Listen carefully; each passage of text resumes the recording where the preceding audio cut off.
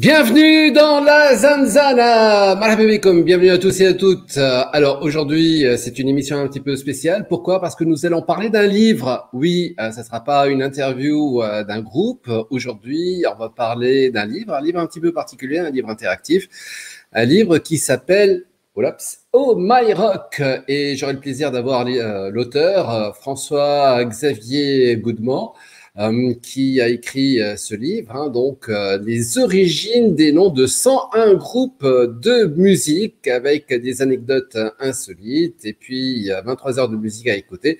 Je suis vraiment très curieux d'en savoir plus à propos donc de ce livre interactif, entre guillemets.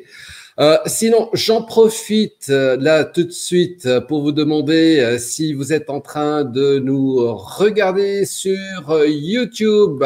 Écoutez, si vous avez envie de ne pas rater les prochains épisodes, voilà, vous vous abonnez. Voilà, et puis vous pouvez en faire de même. Alors, sachez que nous sommes aussi diffusés dans Facebook. Ça, c'est la chaîne de la Zanzana sur Facebook. Et puis, nous sommes aussi sur Twitch. J'en profite aussi là pour vous donner les prochains rendez-vous. Alors, demain, nous aurons rendez-vous avec le groupe de métal oriental canado-marocain ou maroco-canadien. C'est le groupe Aeternam, toujours 20h30. Mardi, nous irons en Autriche avec Dragony. Dragony qui vient de sortir un nouvel album via Napalm Records. On les aura donc pour une interview et pour nous parler de leur nouvel album. Et puis, mercredi, là, ça vient d'être confirmé. On a rendez-vous avec le groupe Jobilo. Si vous allez sur la chaîne, sur la page Facebook de la Zanzana, vous allez voir que j'ai partagé un clip. Et donc, vous allez retrouver Jobilo, donc le dernier clip de Jobilo, et c'est vraiment intéressant. Et Jobilo qui sort un album, et donc ils seront avec nous mercredi soir, toujours le même rendez-vous, c'est à 20h30.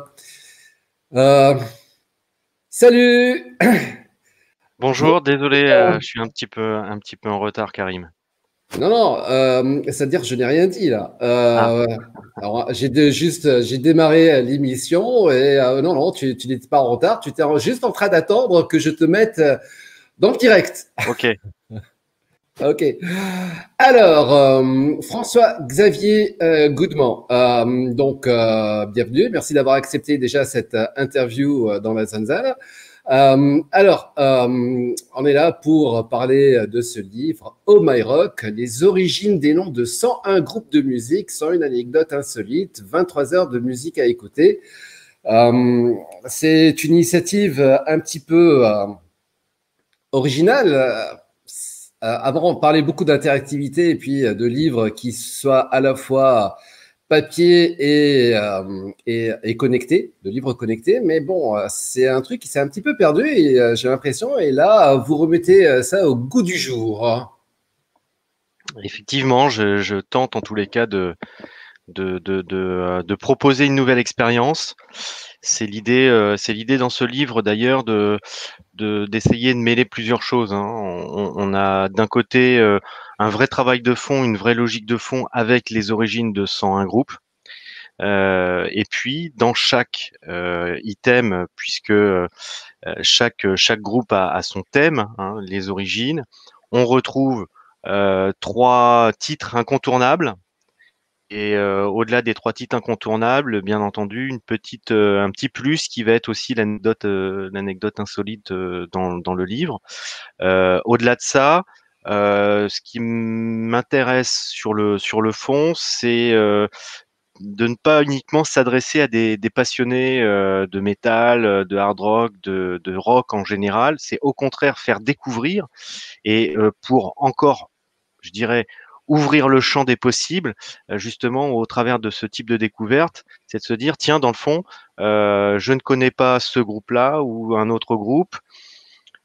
J'ai le bouquin entre les mains, mais dans le fond, si j'avais du son, si j'avais même de l'image, ça serait encore mieux. Et donc, cette idée-là, elle est arrivée très simplement en me disant quelle possibilités en fait sont offertes aujourd'hui au public. Bah, c'est très simple, hein, c'est le smartphone.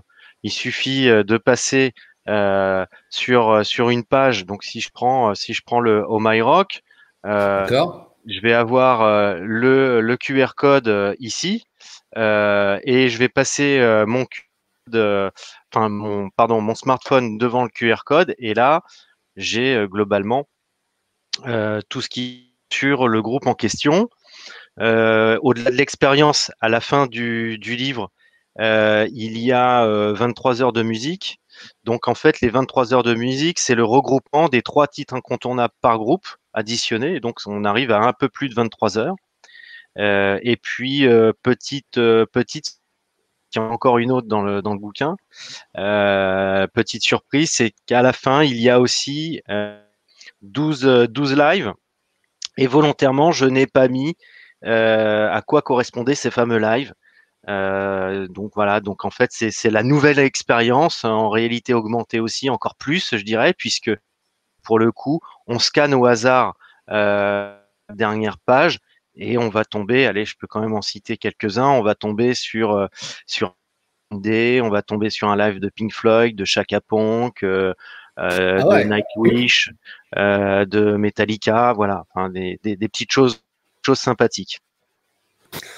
Euh, Ça veut dire que, ok, il y a l'effort de rédiger les 101 histoires, voilà, avec les anecdotes, mais pas que, parce que bon, je suppose que le fait de mettre de la musique et puis des concerts, des lives, c'est aussi, il y a une question de négociation de droits là-dedans. Alors, pas vraiment. Pour la simple et bonne raison que ce sont des vidéos publiques et qui sont un lien sur les chaînes des différents artistes. Donc de ce fait, moi je ne touche rien, je ne fais simplement que partager ma passion et je renvoie le public vers l'ensemble des chaînes officielles du groupe, puisque bien entendu, c'est ne sont des lives pour le coup, ce sont systématiquement des lives déposés des chaînes officielles de chaque groupe. Quand on a le live de Pink Floyd, c'est bien sur la chaîne de Pink Floyd, etc. Donc là-dessus, j'ai pas la volonté, moi pour le coup, d'avoir une logique commerciale derrière cette expérience. C'est vraiment une logique de partage, une logique aussi qui va permettre de faire découvrir, et c'est vraiment le but. C'est vraiment le but, moi, en tant qu'auteur. Je me suis dit, parmi les livres que l'on a aujourd'hui à disposition dans le domaine du rock, très souvent ça reste statique. Donc moi ma vraiment de partir sur une autre expérience. Ouais. Euh, alors, pour ceux qui ne vous connaissent pas, il faut savoir que vous avez un background de marketeur, on va dire ça, hein, puisque vous êtes diplômé d'un master de management à l'ESSEC, d'un MBA marketing commerce sur Internet, EMLV Paris, et d'un master 2 à ESC Amiens. Vous êtes expert en marketing et spécialiste des marques.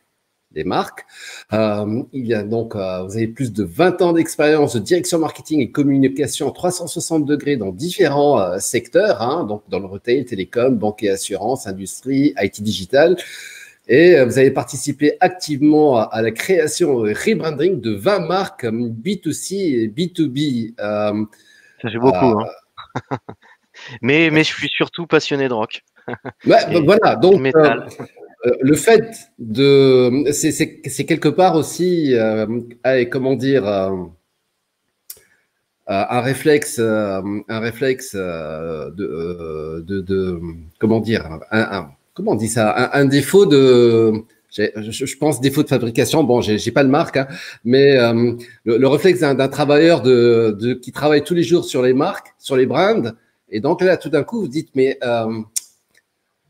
d'où ça vient le nom de, je sais pas moi, par exemple, Mastodon, ou d'où ça vient Metallica? Quel est le brand d'Atco Jones? C'est ça vient de là? Alors, Karim, en fait, ça s'est passé en plusieurs étapes. Ça s'est passé Ouais, en plusieurs étapes. Là, c'est mon troisième livre. Précédemment, au début de l'année 2020, j'ai eu celui-ci qui est sorti, qui s'appelle ouais, Branding Rock. Et Branding Rockstar, je sais pas si on le voit bien. ouais, Branding ouais. Rockstar, c'est un livre en définitive qui là mêle, euh, qui fait des parallèles et qui fait des croisements entre ce que peuvent être les marques, les positionnements de marque, les logiques marketing, mais pas que d'ailleurs, merchandising, et ce qu'on va aussi retrouver dans le monde de la musique, particulièrement dans le monde du rock, du hard rock, du metal, et où là je m'étais d'ailleurs posé une question très simple, quelle était native, euh, les possibilités utilisées au sein même de la musique qui pouvaient être celles du business comme on l'entend quand on travaille sur des marques, pour des startups, pour des grands groupes, etc. Et donc, en fait, c'était un peu le pari de ce livre. Ce livre qui est d'ailleurs, je suis très fier, qui est déjà même référencé dans beaucoup d'universités françaises, alors qu'il est sorti il y a à peine un an maintenant. Là, il a été référencé à Sciences Po, donc comme quoi euh, être référencé à Sciences Po Paris avec un livre où on retrouve ce genre de petites choses. Bon, on se dit tiens, c'est pas forcément académique, mais en définitive, si, c'est très sérieux. C'est-à-dire qu'on est aussi dans une logique où on s'aperçoit que les Metallica sont certes des gens très impliqués, très intégrés dans le domaine métal et musical depuis plusieurs décennies, mais en même temps, ils ont un pendant business qui est très très fort. Et moi, ce qui m'intéressait, c'est de me dire, dans le fond, est-ce que les méthodes utilisées sur, par exemple, les réseaux sociaux, sur les logiques de merchandising, sont globalement et pourquoi pas les mêmes entre justement ces fameuses grandes marques, hein. Je reprends toujours cet exemple. H&M a autant de followers que Metallica et en définitive, j'ai croisé les deux en regardant, en observant. Ça a pris des mois, bien entendu, pour savoir s'ils utilisaient les mêmes recettes. Et effectivement, ils utilisent en grande partie les mêmes recettes, mais pas que. Après, c'était aussi une autre logique avec Branding Rockstar, c'était de partir sur l'idée de savoir pourquoi les grandes marques utilisent les bandes son, utilisent cette ambiance sonore du rock. Pourquoi on se retrouve aussi avec des égéries assez intemporelles comme Elvis, comme Marilyn Manson, comme Led Zeppelin, voilà, comme égérie de marque. Et tout ça pour dire, parce que c'était une longue introduction, mais en définitive, Branding Rockstar, à la fin de Branding Rockstar, je me suis dit, je vais aussi proposer autre chose. Et là, j'avais commencé à mettre en entrefilé un certain nombre d'origines, de noms de marque, puisque c'était un livre vraiment de branding.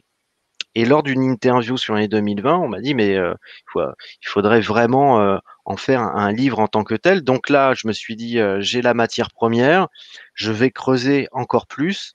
Et j'ai trouvé intéressant d'essayer de trouver à la fois des groupes qui ont 50 ans, 60 ans, comme The King, par exemple, et puis remonter à des groupes qui sont arrivés il y a moins de 10 ans sur la scène, tout en passant par les grands standards, hein, bien entendu, les Motley Crue, etc., des années 80, les Guns, Nirvana, etc.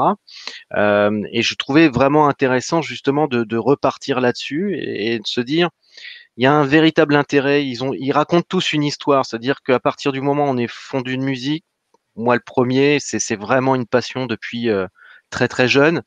Euh, on lit beaucoup de bouquins, on lit des biographies, on s'aperçoit qu'ils ont tous une histoire singulière, mais ça peut aller d'ailleurs au-delà du rock et du métal, hein. J'aime beaucoup le jazz, par exemple, ou le blues. C'est vrai que on s'aperçoit qu'ils ont tous forcément des histoires très particulières.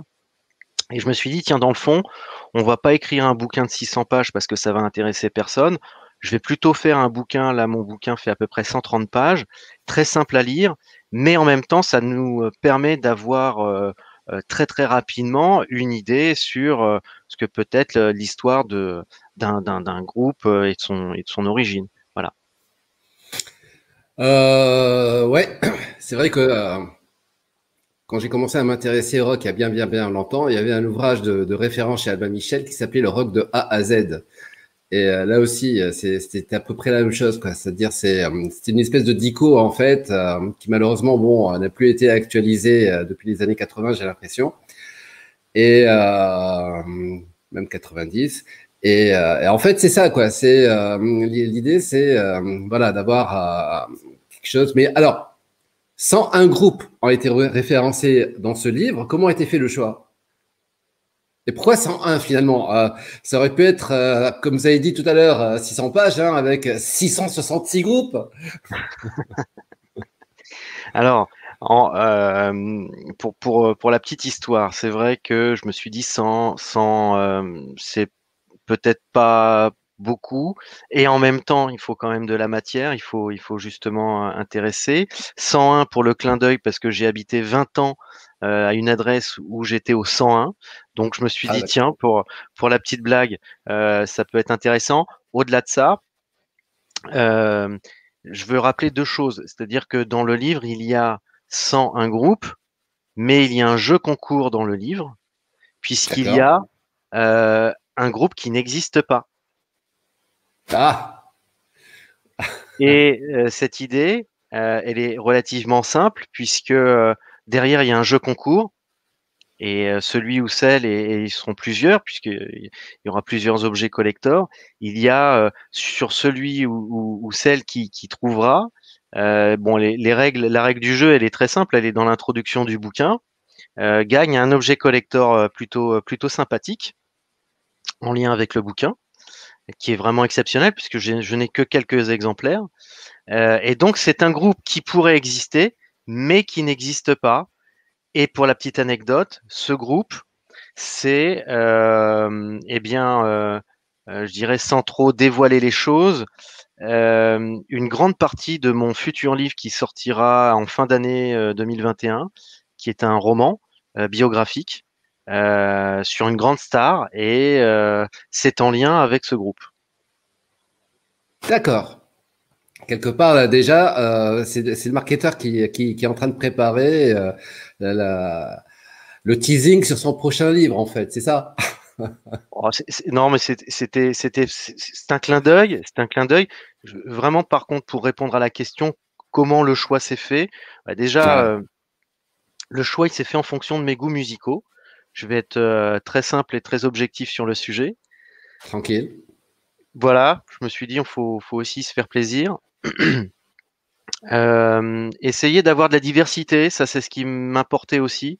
C'est-à-dire que je pense qu'en fait, il est intéressant aussi d'apporter une petite différence. Voilà, on peut aimer AC/DC, mais pourquoi pas parler de groupes comme Sonic Youth qui ne sont pas de la même tendance ou de la même dans la même logique, ou aller sur du rock progressif type Rush.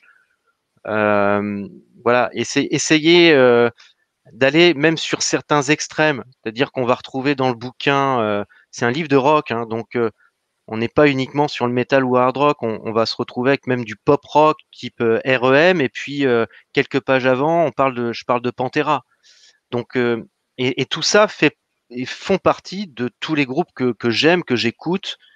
Euh, je pense qu'il y a cette logique aussi de pourquoi pas remettre aussi au goût du jour certains groupes qui sont peut-être un peu moins écoutés, mettre aussi pourquoi pas en avant des groupes qui ne sont pas assez écoutés. Voilà, parce qu'il manque peut-être un peu de notoriété, parce que sont simplement quelquefois les aficionados ou les fans de cette musique qui les écoutent, et ils mériteraient une petite mise en avant. Je pense notamment par exemple à un groupe français comme Massisteria que j'aime beaucoup. C'est dommage, on les voit pas assez, alors que leur message est clairement ultra positif. Ils font une musique, à mon sens, très porteuse de sens, très sympathique. Voilà, c'est essayer en tous les cas d'apporter quelque chose d'assez éclectique, hein, dans les choix. Il y a des groupes vraiment moins connus comme Duncan Jones, par exemple, ou Five Finger Death Punch, sauf pour les aficionados de nu metal. Mais voilà, je trouve que c'est intéressant, et de ne pas rester uniquement dans les grands standards, Iron Maiden, etc. Voilà, il faut essayer vraiment d'ouvrir un peu les chakras. Alors, ce qui est intéressant aussi, c'est que c'est pas un dictionnaire quelque part sur des groupes de rock comme les autres. C'est-à-dire, c'est pas le fait de raconter toute l'histoire de A à Z d'un groupe. Mais bon, et ça, c'est là où il y a quelque part aussi le lien avec votre métier, c'est le fait de parler du brand, de la marque, c'est-à-dire de l'origine du nom. Oui, oui, oui. Je trouvais. Alors bien entendu, ça fait partie des racines et des jobs et du job que je peux faire, mais je me suis véritablement penché sur le sujet parce que très souvent, comme dans une logique de branding, donc là un sujet qui est d'ailleurs pas uniquement marketing, vraiment le sujet de la marque, c'est pas du marketing en tant que tel, c'est vraiment un sujet à part parce que ça regroupe toutes les euh, toutes les identités au sein même d'une entreprise, hein. Le marketing est relégué souvent, pardon, le branding est relégué souvent au marketing, mais en définitive, il touche toute l'entreprise. De la direction générale, en passant par la direction financière, par rapport à la logistique, etc. Vraiment, le branding, c'est un ensemble. Et je trouvais justement pertinent pour des amateurs de rock aussi de se pencher sur le sujet et de se dire tiens, ah bah oui, dans le fond ils ont choisi soit leur nom un peu au hasard, soit il y a une véritable histoire derrière, il y a ce qu'on appelle un storytelling et c'est pas préfabriqué comme dans des logiques de marque, notamment pour les entreprises telles qu'elles le font en général. Très peu, finalement, ont une véritable histoire. Souvent, ce sont des histoires qui sont préfabriquées, hein, vraiment dans une logique, mais c'est pas pour ça qu'on ment d'ailleurs, mais vraiment fabriquées pour essayer d'émerger, pour essayer d'engager, pour essayer de se donner un positionnement sur certains segments, et c'est nécessaire, c'est obligatoire même. Alors que dans le rock, c'est justement quelque chose qui aujourd'hui n'apparaît pas, heu, très peu. Heu, Quand bien même même les groupes les plus récents, hein, qui voudraient même un peu trop marketer, ça manquerait d'authenticité. Et tous les groupes dans le rock, dans le hard rock, dans le métal, d'ailleurs, qui traversent le temps, comme les plus grandes marques, sont tous des groupes forcément qui revendiquent cette authenticité, qui ont quelque chose d'ailleurs à raconter au-delà de leur musique, au-delà de leur origine, au-delà de leur histoire, qui va véritablement avoir de l'impact sur les publics. Donc voilà, j'ai essayé de condenser tout cela sans être rébarbatif, en apportant vraiment un maximum d'informations et en espérant surtout que les lecteurs prennent plaisir et soient ravis devant ce livre, devant ce bouquin, de se dire tiens, j'apprends des choses, mais en même temps je me fais plaisir, mais en même temps j'écoute de la musique, et etc. Voilà. Ouais. Euh, Après avoir potassé un petit peu tous ces noms de groupes, et puis je suppose que à la base, c'était pas 100 groupes, hein, plus un qui est issu de votre imagination. Mais je suppose qu'il y a dû avoir beaucoup plus que ça comme groupe et que certains ont dû passer à la trappe. Oui, Euh, il a fallu faire des choix. ouais, c'est clair. Est-ce que on peut être un groupe mondialement connu avec une excellente musique, mais avec un nom pourri? Ah mais je pense que ça c'est tout à fait possible. C'est c'est c'est tout, mais tout dépend en définitive aussi de ce que l'on veut revendiquer au travers du nom. C'est-à-dire que c'est le nom, comme je peux le faire dans une logique de conseil, souvent quand on travaille sur des brandings, et c'est vraiment l'inverse dans la logique des groupes de musique. C'est pour ça que j'aime bien différencier. À savoir, d'un côté, très souvent quand on est en entreprise, quand on cherche des noms, quand on fait du branding, c'est souvent une histoire de goût. On arrive très très vite sur le j'aime, j'aime pas. Sauf que c'est pas du tout ça, puisque on doit plutôt trouver un nom qui correspond finalement à l'objectif final, à la finalité du positionnement et la capacité, la notion de réceptivité que les cibles, ou en tous les cas que les consommateurs et les futurs clients vont pouvoir finalement ressentir. Donc il y a vraiment aussi cette logique-là. Dans les logiques de groupe et logique de groupe de rock, finalement, bah, c'est rock and roll. Donc on n'est pas aussi dans du très calculé. Quelquefois c'est complètement fou, c'est complètement dingue, et on s'aperçoit que il laisse plus transpirer le côté émotionnel. Ils laissent beaucoup plus passer leur énergie et de se dire advienne que pourra, on y va. Bon, ça correspond à la confiture que faisait ma grand-mère pour Pearl Jam. Ça correspond à une prise derrière un téléviseur pour AC/DC. Bon, voilà. Mais c'est vrai, on peut toujours se poser la question du Red Hot Chili Pepper, par exemple. Euh, on mettrait pas forcément un billet dessus pour se dire le côté mémorisable du groupe est vraiment à la hauteur. Et leur musique, leur côté émotionnel, la logique aussi de perforation qu'ils ont eu grâce à leur hits, parce qu'ils ont quand même fait un certain nombre de hits dans le rock, fait que, en définitive, on se retrouve avec l'effet inverse, c'est-à-dire que le nom est empreint finalement d'une singularité tellement forte et tellement différenciante que ça apporte même finalement ce petit côté un peu orbital, inatteignable, que certains de ces groupes peuvent avoir. Ouais. Rage Against the Machine n'aurait pas pu écrire des chansons d'amour. Il ne pouvait qu'écrire des titres engagés, voilà, Exactement, quelque part. exactement, Ouais. exactement. Ouais, ouais, tout à fait. Donc il y a aussi cette notion-là, il y a cette notion effectivement hein, de l'engagement euh, qui est aussi très forte. Il y a une logique maintenant qui est peut-être un tout petit peu plus conditionnée. Alors là, je parle vraiment de groupes très très récents. Je vais dire des groupes qui ont moins d'une dizaine d'années. C'est-à-dire que on s'aperçoit, bon là je dérive, on parle moins de rock, on parle plus de marque, mais euh, Non, non, mais au contraire, c'est l'objectif. Hein. la Sinon, logique. Non, non, mais c'est la logique, en définitive, c'est qu'aujourd'hui, on a une vraie problématique au niveau mondial, c'est le nombre de marques qui sont déposées. On n'a jamais autant déposé de marques dans le monde. On a passé le record absolu, par exemple, ne serait-ce qu'en France, sur l'année passée, il y a eu plus de 95 000 marques qui ont été déposées, ne serait-ce qu'en France. C'est un record absolu. Il y a moins d'une dizaine d'années, enfin, en 2013, on était à 73 000, autant dire par an. Donc autant dire qu'il y a une véritable guerre qui est en train de s'installer, une guerre géopolitique, stratégique, financière. On parle souvent des brevets, mais les marques le sont. Il y a un chiffre aussi qui est à retenir, c'est que ne serait-ce que pour simplement le pays qui, en l'occurrence, aujourd'hui a une mainmise sur les marques, à savoir la Chine, ce n'est plus du tout les États-Unis. La Chine a déposé sur l'année dernière 3,6 millions de marques en une année.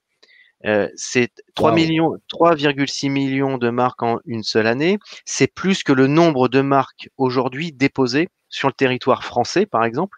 Il y a globalement 3 millions de marques actives. À savoir que le dépôt de marque ne signifie pas que les marques sont actives. Il faut quand même juste nuancer. C'est-à-dire que En réserve, ouais. voilà, on a à peu près 32 millions, 33 millions de marques dans le monde qui sont véritablement actives, avec un peu plus de 50 millions qui sont déposées. Savoir que les marques retombent dans le domaine public si elles ne sont pas utilisées. Bon, je ne veux pas rentrer trop dans la technique, si elles ne sont pas utilisées sous les 5 ans. Donc, il y a vraiment quelque chose qui interpelle là-dessus parce que maintenant, même un groupe de rock est obligé et véritablement dans l'obligation de déposer son nom, ou si c'est pas eux, ça va être la maison de prod, la maison de disque, la major, pour la simple et unique raison que déjà pour apposer son nom, bah, il y a 30 ans, on se posait, ou 40 ans, on se posait pas forcément la question. Voilà, quand c'était Queen sur le disque, c'était Queen. Sauf que derrière cette pochette de disque, il y a du merchandising. Derrière cette pochette de disque, il va y avoir bien d'autres choses qui vont être développées sur le plan commercial. Et pour que ce plan commercial soit exploitable, il faut le faire sous le couvert d'une protection. Et cette protection, eh bien, c'est la marque. Donc, très très simplement, il faut se dire qu'aujourd'hui, ça peut conditionner le choix des nouveaux groupes. Et derrière, il y a un autre aspect, mais je crois que les précurseurs là-dessus, et je prends toujours cet exemple parce que c'est un exemple qui date de 1999, donc autant dire que ça a déjà 22 ans. C'est Linkin Park, Linkin Park à l'époque a choisi son nom de groupe aussi en fonction de l'extension du nom de domaine en .com qui était disponible.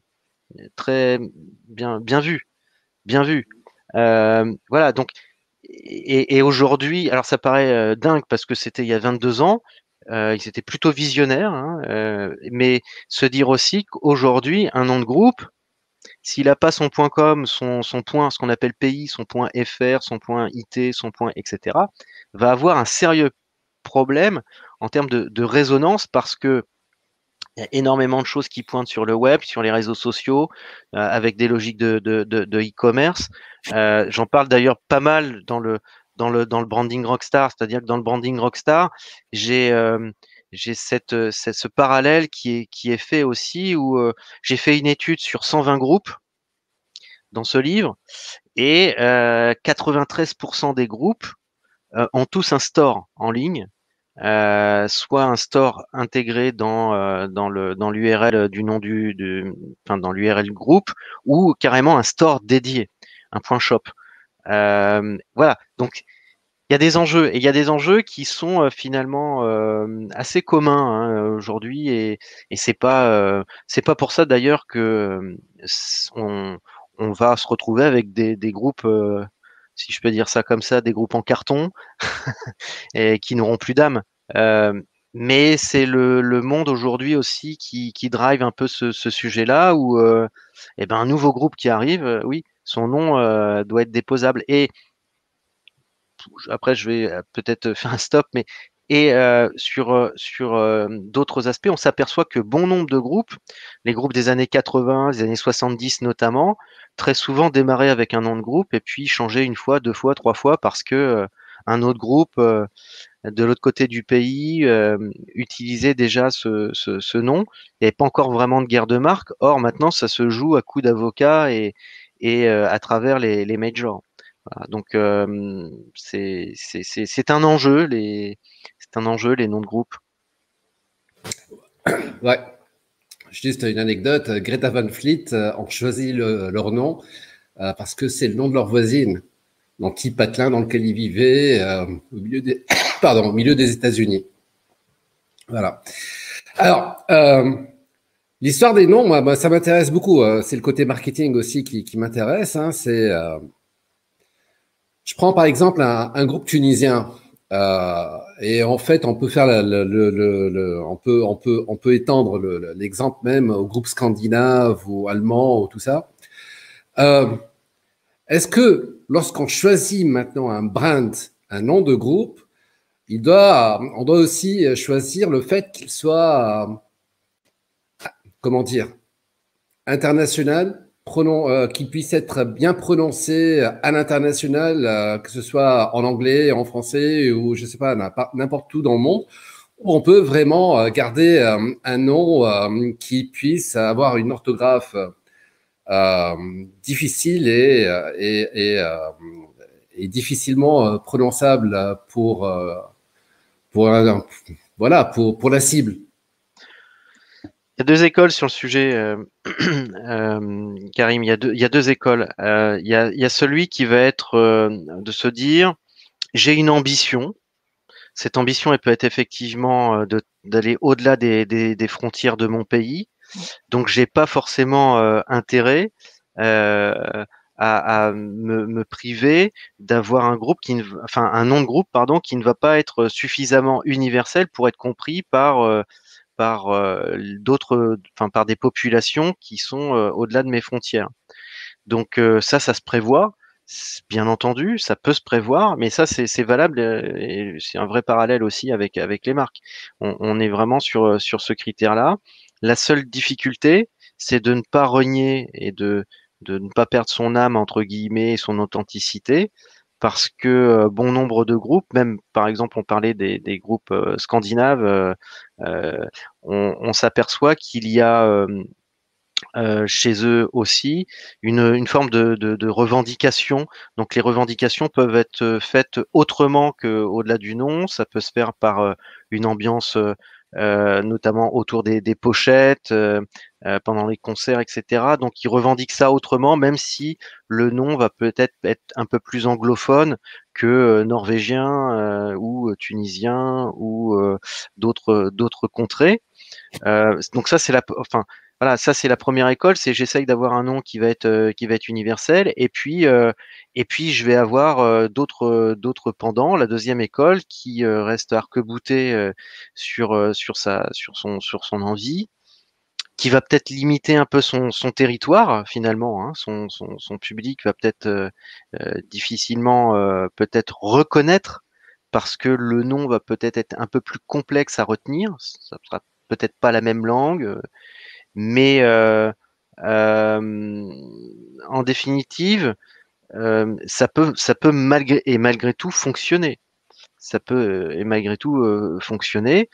Maintenant, c'est forcément plus limite. Enfin, il y a quand même des limites. C'est pas forcément toujours très simple. Tout dépend ce que l'on souhaite, ce que l'on vise. Je pense qu'il faut pas non plus hésiter dans ces logiques-là de travailler sur des noms, notamment des noms de groupes de rock, de volontairement aussi chercher des noms qui n'existent pas ou qui n'ont pas de signification en tant que tels. C'est-à-dire que, comme dans certaines marques, ce qui va être finalement le plus important, c'est que le nom doit être mémorable, mémorisable, crédible, audible. À partir de ce moment-là, je peux m'appeler Def Leppard, je ne sais pas ce que ça veut dire, je ne sais pas si c'est de l'anglais, je ne sais, peu importe. En définitive, j'ai derrière un nom qui sonne et beaucoup de choix de marques qui sont justement hein, liés à ça. Après, certains ont peut-être poussé le truc. C'est vrai que si on prend le groupe suédois Ghost, bon, eux, ils se sont pas franchement posé vraiment la question. C'est-à-dire qu'ils ont l'univers qui va avec. Bon, Ghost, on sait ce que ça veut dire en anglais. Voilà.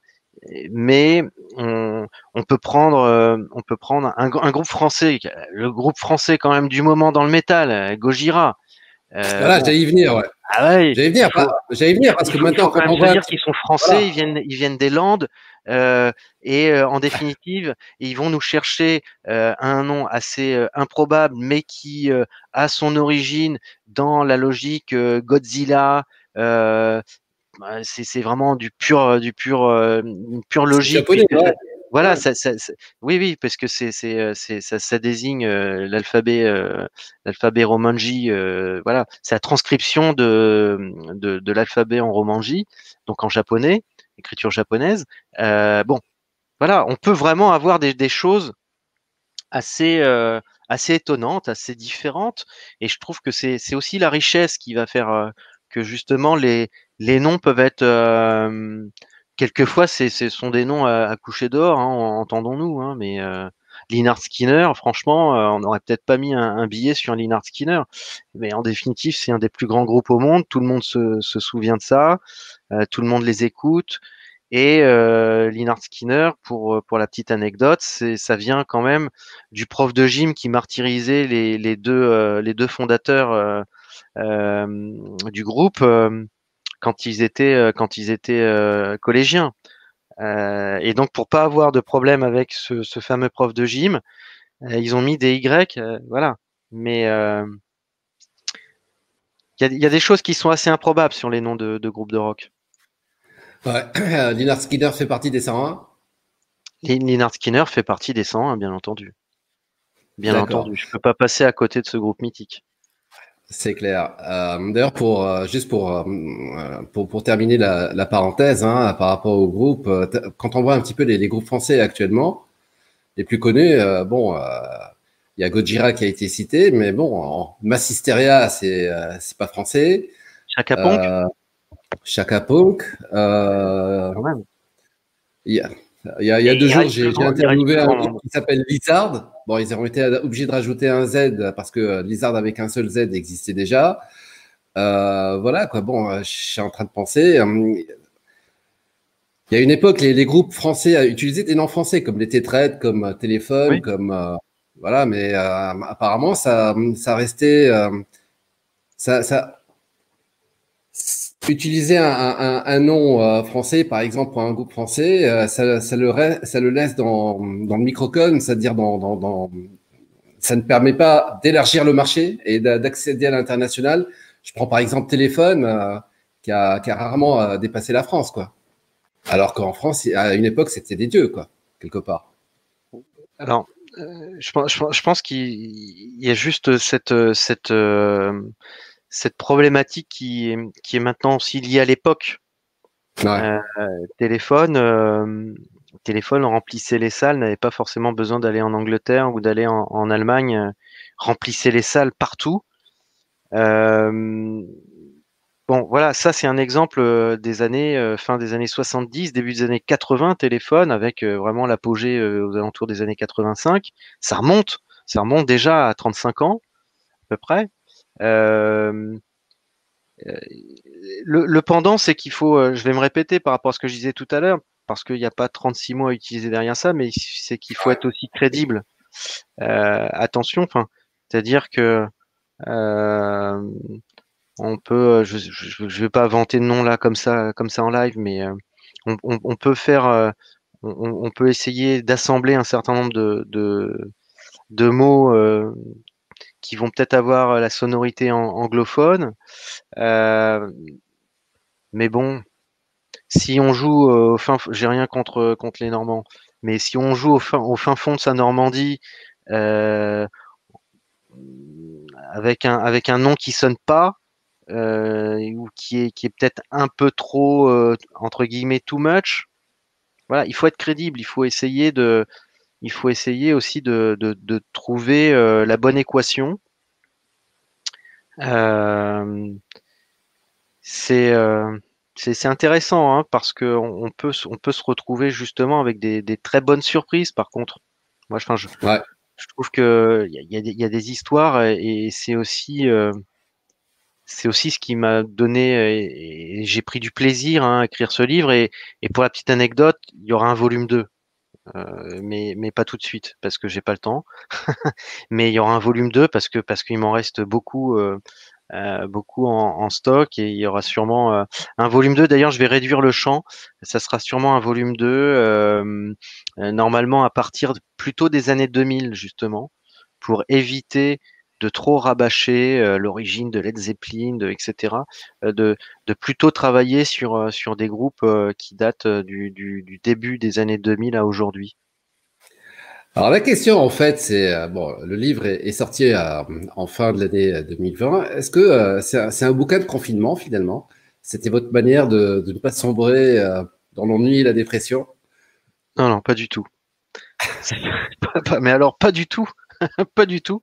J'ai- J'étais, j'avais vraiment de quoi m'occuper et non, non, pas, non, non, ce livre n'est pas du tout un bouquin. Alors, le roman qui sortira dans le courant de l'année, un peu plus parce que pour le coup, on a toujours, enfin, en ce qui me concerne sur le sujet, c'est aussi un plaisir.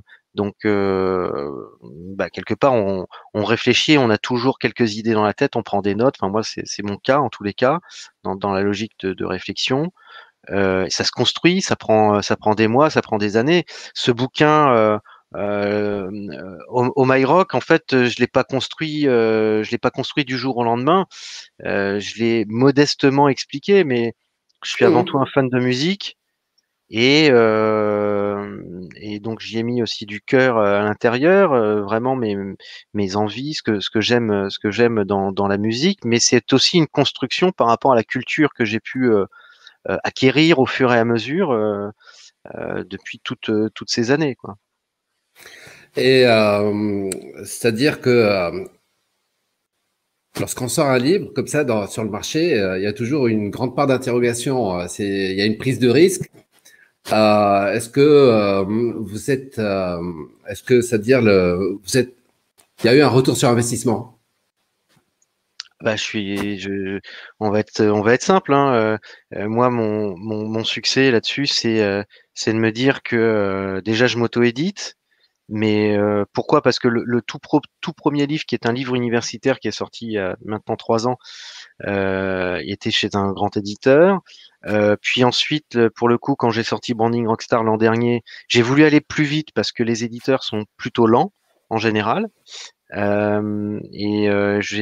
bien observé le sujet et je me suis dit que bah oui, effectivement, les risques étaient pour moi, mais j'avais vraiment cette envie d'y aller. Et quand j'ai vu que ça avait bien fonctionné, j'ai sorti Oh My Rock. Mon retour sur investissement, il est déjà de recevoir des messages hyper sympas de partout, de me dire que bah, le livre est sorti, c'est simple, hein, on est aujourd'hui le 17 janvier, donc le livre est sorti il y a 5 semaines, 6 semaines, pardon, 6 semaines. J'ai même été numéro 1 des ventes sur Amazon dans la rubrique hard rock et metal et numéro 2 des ventes rock. Bon, c'est touchant, c'est surprenant parce qu'on se retrouve entre la biographie de Bowie et AC/DC, donc c'est plutôt sympa. Quand ça dure pas 2 jours, c'est encore plus sympa, et c'est le cas, puisque bah, pas plus tard que ce matin, je regardais justement, et j'étais toujours dans le top 15 des ventes rock, top 2, je suis numéro 2 sur hard rock et metal. Ouais, je suis ravi, et c'est d'autant plus intéressant que effectivement, ça laisse aussi sous-entendre que on n'est pas forcément obligé de passer par des très grandes maisons d'édition pour émerger.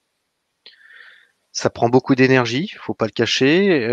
C'est pas simple, hein, parce que il faut s'embarquer, il faut réfléchir dans un processus où bon, bah, derrière, il faut quand même sortir quelques livres, et il faut que ça plaise. Il faut pas, moi, j'écris pas un bouquin pour qu'il soit confidentiel et qu'il ne plaise qu'à trois personnes dans la rue. Moi, mon idée, c'est surtout d'arriver à véritablement cultiver et partager cette musique au travers d'ouvrages comme celui-ci. Alors, quelque part, c'est un petit peu comme la nouvelle tendance actuellement d'un certain nombre de groupes qui s'autoproduisent et qui ne passent pas par la maison de disque, par une maison de disque pour garder leur indépendance et pour justement maximiser un petit peu leurs revenus. On maximise pas beaucoup. Enfin, faut Ouais. moi, c'est pas. Je dirais que c'est complètement, c'est accessoire. Enfin, Mmh. je ne suis pas auteur professionnel. Enfin, voilà, certes, j'écris des livres, mais c'est une passion. Non, mais ce qui est Et intéressant, c'est que c'est possible. c'est Voilà, possible, c'est voilà, possible. on n'est plus obligé maintenant, comme à une certaine époque, d'être obligé de passer par une maison d'édition pour sortir un bouquin. Alors, on n'est pas obligé. Par contre, attention à toutes celles et ceux qui veulent s'embarquer dans l'histoire, puisque j'ai beaucoup travaillé pour le coup sur le sujet, et ça date pas de Oh My Rock. Il y a énormément de contraintes, avec certaines barrières, voire certaines barrières pour des auto-édités comme moi qui sont globalement insurmontables.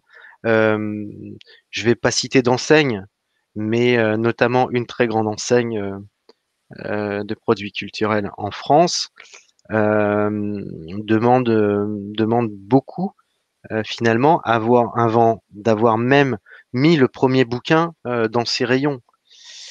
Et ça, c'est une vraie et véritable contrainte, à savoir que on parle toujours du vilain méchant Amazon. Ouais, sauf que Amazon, malgré tout, euh, quand j'ai appuyé sur le bouton, 3 jours plus tard, mon bouquin était en ligne, était à la vente. Alors que chez d'autres, il faut attendre 2 mois pour le référencement. On vous demande 40% du prix de vente public avant même que le bouquin soit arrivé en rayon, sans compter tous les frais à côté. Et en fait, vous vous retrouvez à faire vos calculs et vous vous dites, mais dans le fond, je vais gagner 80 centimes par livre.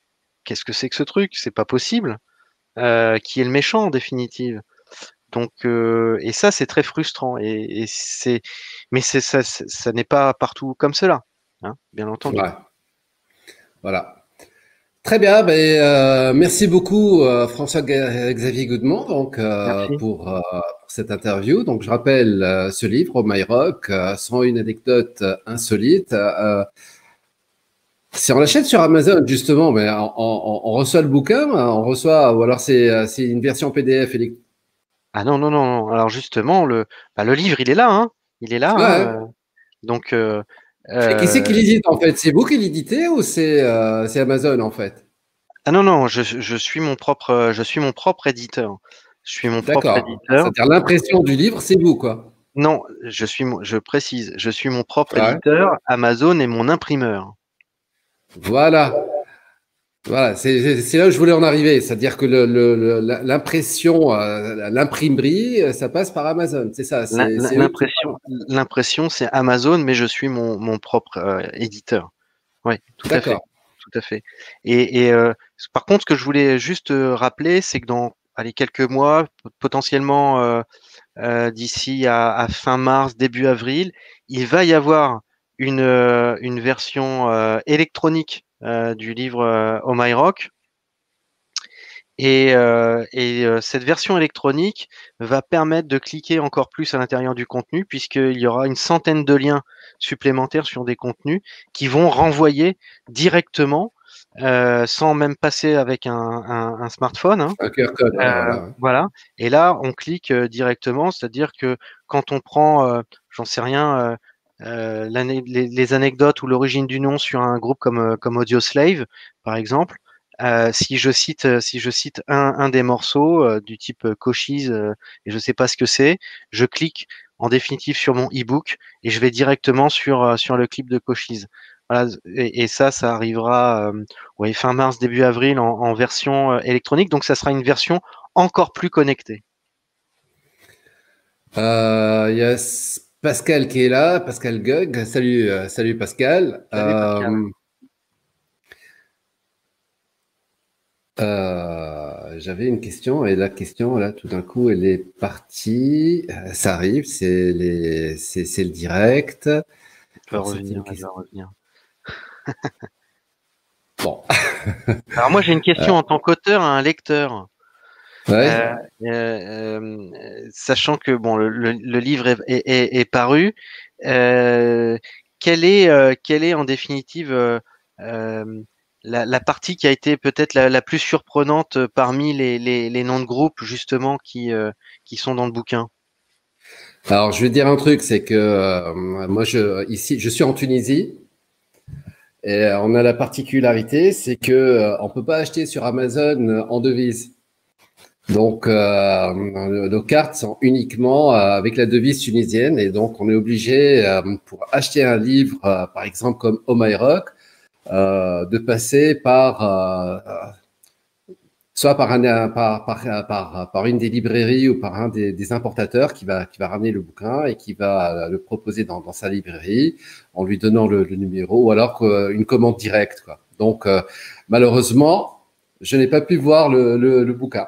Bon, Et en ayant vu enfin, je l'ai vu sur Amazon, quoi, mais je l'ai pas touché et j'ai pas pu faire la transaction en fait parce que pour le moment, avec la loi d'échange, c'est pas encore possible. Mais bon, en espérant qu'un de ces quatre, ça va changer. ah bah, j'espère qu'il va arriver en Tunisie, bien entendu. Bah oui, voilà. Et justement, une des marques, la grande enseigne là, qui demande beaucoup, elle s'est installée il y a 2 ans en Tunisie. Bah, peut-être qu'elle va peut-être faire un effort pour nous, on ne sait jamais. Bah j'espère, j'aimerais bien. Très bien. Merci beaucoup, François-Xavier Goudemont. Merci, merci. Ça a été un plaisir, ça a été très enrichissant et voilà, bonne chance pour ce livre et on attend avec impatience déjà la deuxième édition et puis le roman. Je rappelle le livre, donc Oh My Rock, les origines des noms de 101 groupes de musique. Merci. Merci, merci beaucoup. Bonne soirée.